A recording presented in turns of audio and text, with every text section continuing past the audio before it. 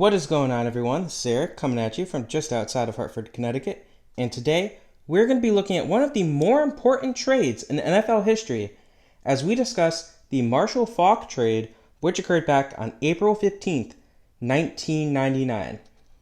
Shortly after the 1998 NFL season came to an end, the Indianapolis Colts had a problem on their hands. Running back Marshall Faulk wanted a new contract. Now, in 1998, the Colts, they had the first overall pick in that draft, and they grabbed quarterback Peyton Manning. So Manning had a horrible rookie campaign. Horrible. Rookie setting in all the bad ways.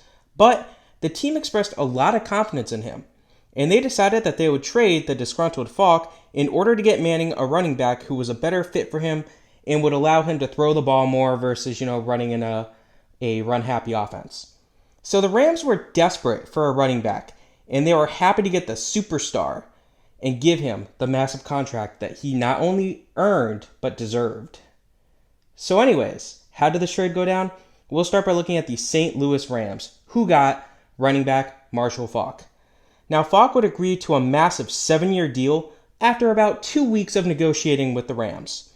Now, the addition of Faulk worked wonders for the Rams offense, as he was the exact running back that the team needed to thrive.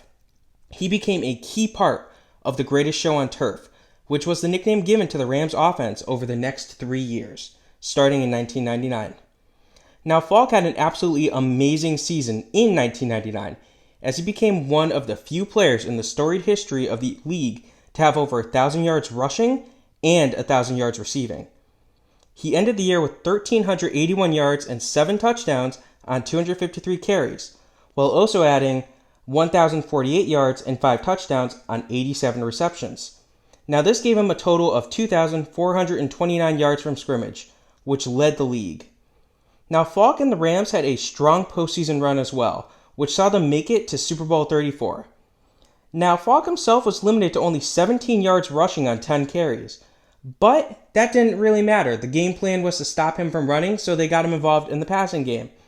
And he would add 90 yards through the air on only 5 catches. The Rams would win the big game, giving Marshall Faulk a Super Bowl ring.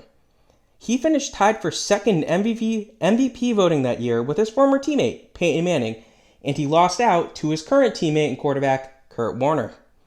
Now, Faulk would improve as a runner in the year 2000, as he ran the ball 253 times for 1,359 yards and a league-leading 18 touchdowns. Now, he actually added 830 yards with 8 touchdowns on 81 receptions as well. This was despite the fact that he missed a pair of games due to an injury. Now, due to his elite season and ability to score touchdowns, he was actually awarded with the MVP award. Now, 2001 was yet another dazzling, amazing season for Marshall Faulk, as he ran all over opposing defenses, ending the year with a career-high 1,382 yards rushing on 280 carries. He also scored 12 touchdowns.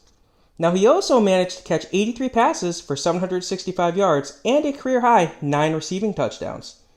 This was, once more, despite the fact that he missed 2 games due to injury. Now, he had another strong run in the postseason, rushing the ball for 317 yards and 3 touchdowns on 64 carries. Now, the Rams made it to Super Bowl 36, and Faulk would run the ball 17 times for 76 yards in the Super Bowl.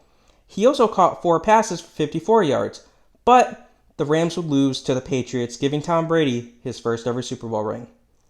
Now, he narrowly lost the MVP vote this year to his teammate Kurt Warner for the second time in 3 years. Now, unfortunately for Faulk, by 2002, his injuries began to slow him down as he lost that extra step. He still ran the ball 212 times, but he did not get 1,000 yards as he was held to only 953, although he did score 8 touchdowns. This was, once more, seeing him limited to 14 games due to injuries. Now, he added an impressive 80 receptions for 537 yards and a pair of touchdowns as well. Now, 2003 saw Faulk get limited to 11 games due to injuries, but he was still a great player, rushing for 818 yards and 10 touchdowns on 209 carries, while adding 45 catches for 290 yards and a single touchdown. Now, in 2004, the Rams would draft running back Steven Jackson in the first round of the draft to help handle some of the workload for Marshall Faulk, as he just, it made sense to help him out. Now, Faulk still carried the ball 195 times for 774 yards and 3 touchdowns while adding 50 receptions.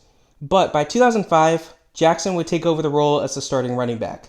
Faulk would only carry the ball 65 times, although he did turn it into 292 yards.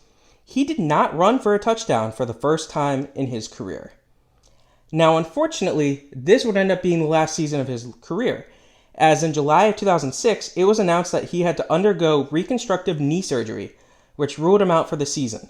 And then in March of 2007, Faulk would announce his retirement. He was a great player for the Rams. He was a 1-time NFL MVP, 3-time Offensive Player of the Year, 3-time First-Team All-Pro selection, a 4-time Pro Bowler. He led the NFL in rushing touchdowns 1 time. He led the NFL in scoring twice, which is, of course, touchdowns recorded on, running or passing, and kick return, punt return. He led, and he's a member of the Pro Football Hall of Fame, mostly due to what he did as a Ram, partly because of what he did in Indianapolis, but mostly because of being a great part of the greatest show on turf. He also had his jersey number of 28 retired by the Rams. Now, you might be wondering, why did I say St. Louis and not Los Angeles? It just did not feel right to say Los Angeles Rams for Marshall Faulk. He was a great player in St. Louis. So the Rams clearly got themselves a superstar. How did the Indianapolis Colts do in this trade? So they got a pair of draft picks in the 1999 draft. The first of which was the 36th overall selection, which they would use on linebacker Mike Peterson. Now, Peterson would earn a starting job by week 4 of his rookie season, and he played well in his first year as a pro, recording 105 tackles, 3 sacks, a pass defended, and a fumble recovery. But he improved in the year 2000, as he led the league with 160 tackles. He also added a forced fumble, 2 interceptions, and 6 passes defended.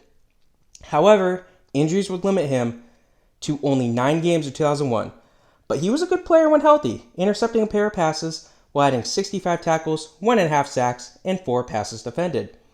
He was a tackling machine once more in 2002, as he recorded 137 tackles that year. He added 3 interceptions and 9 passes defended, but with his rookie contract up, he decided to walk as a free agent. Still, pretty good pickup for the Colts. Now, they also got the 138th pick in the 1999 draft, and they would use this one to select defensive end Brad Scioli. Now, Scioli was a backup in his first 2 years as a pro, recording a combined 2 sacks and 15 tackles. But by 2001, he won himself the starting job and played well, recording 4 sacks and 32 tackles over 13 games.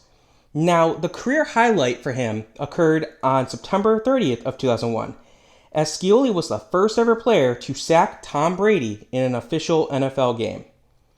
He had a career year in 2002, as he set career marks in tackles with 50, sacks with 7, and passes defended with 4. However, he was moved into a backup role once more for the 2003 season, registering 25 tackles. Now, in 2004, he was limited to 9 games due to injuries, but he did decently, recording a pair of sacks and 12 tackles. However, after the season came to an end, he decided to retire due to a nagging shoulder injury. So I do feel the need to state that while the Colts traded away a future Hall of Fame running back in Marshall Faulk, this trade did enable them to select Edgerrin James, another running back, with their first pick in the 1999 draft. Now, James actually went on to have a very successful 7-year stint with the Colts that saw him also make the Pro Football Hall of Fame. So in all honesty, this is one of those rare win-win trades. Everyone benefited. Both teams ended up getting a Super Bowl as a direct, response to this trade, as Peyton Manning was able to flourish as a passer. Edgerrin James was a part of that Super Bowl team. And then, of course, the greatest show on turf for the Rams. They made 2 Super Bowls, winning one of them. Everyone wins the Marshall Faulk trade. Very rare when that happens, but it is worth noting. Hope you guys enjoyed this. This was the Marshall Faulk trade. Have a good rest of your day.